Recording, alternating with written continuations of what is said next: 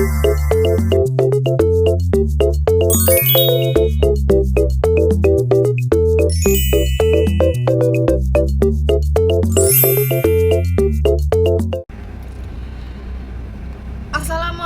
warahmatullahi wabarakatuh. Perkenalkan, nama saya Nabila Azhara dengan NIM 1123031.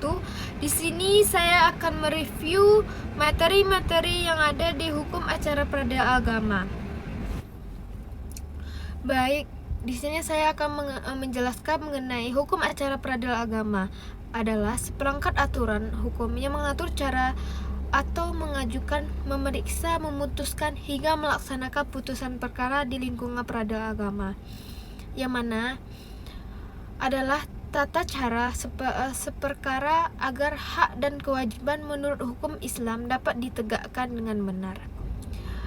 Sumber hukumnya itu yang paling utama adalah Undang-Undang Nomor 7 Tahun 1989 yang telah diubah dengan Undang-Undang Nomor 3 Tahun 2006 dan Undang-Undang Nomor 50 Tahun 2009 tentang peradilan agama, yang mana menjadi kewenangannya apa saja yang bisa diputus oleh pengadilan agama berdasarkan undang-undang. Kewenangan yang meliputi perkawinan, perceraian, harta bersama, pemeliharaan anak, warisan, hibah, wakaf, zakat, hingga perkara ekonomi syariah. Intinya, semua perkara yang diatur menurut hukum Islam bagi yang beragama Islam. Kemudian, asas adalah pelaksanaan penegakan pada asas utama, cepat, sederhana, dan biaya ringan. Selain itu, ada asas persamaan, hak di depan hukum, persidangan terbuka untuk umum, dan hakim bebas dari campur tangan pihak manapun.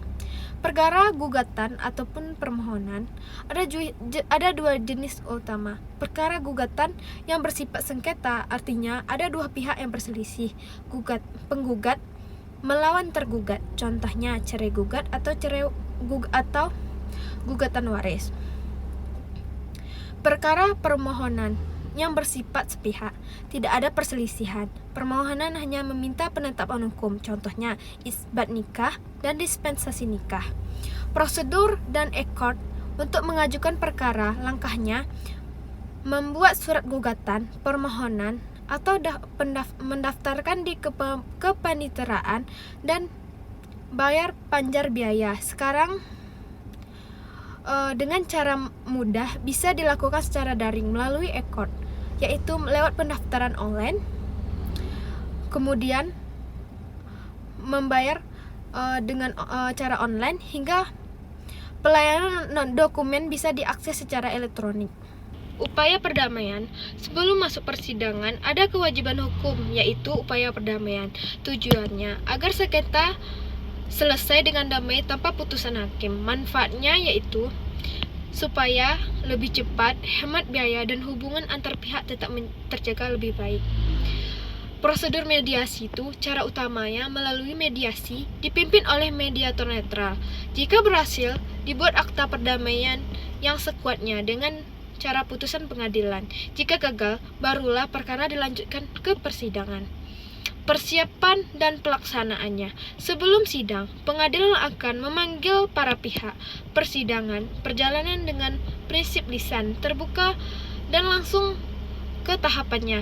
Pembacaan gugatan, langsung jawaban dan bantahan, pembuktian, kesimpulan, lalu hakim memusyawarahkan dan menjatuhkan putusan. Pembuktian putusan dan upaya hukum. Pembuktian intinya perkara ada pembuktian. Para pihak harus membuktikan apa yang diklaimnya.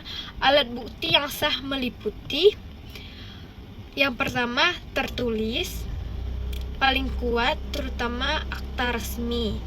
Yang kedua, saksi minimal 2 orang, adil dan dapat dipercaya.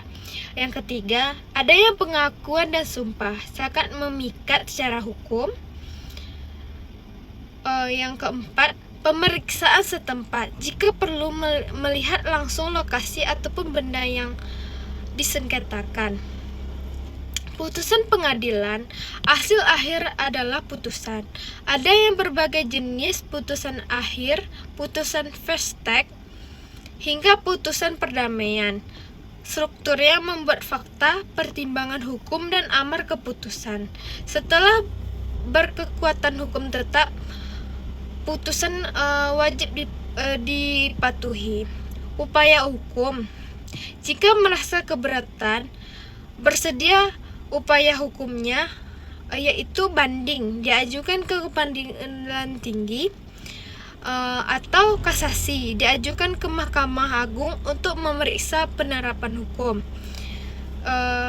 Yang terakhir, peninjauan kembali, upaya terakhir jika ditemukan bukti baru yang sangat penting.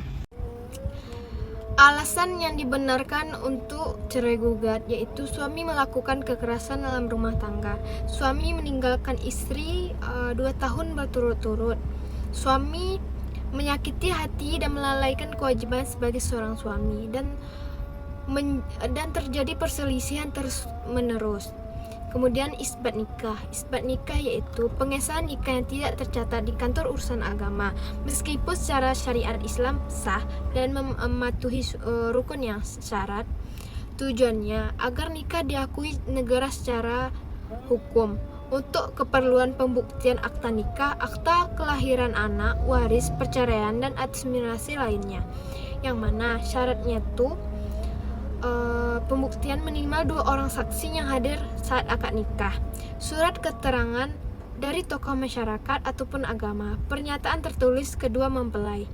Dispensasi nikah yaitu izin khusus dari pengadilan agama untuk melangsungkan perkawinan bagi calon pengantin yang belum mencapai batas usia maksimal yaitu 19 tahun bagi laki-laki dan perempuan.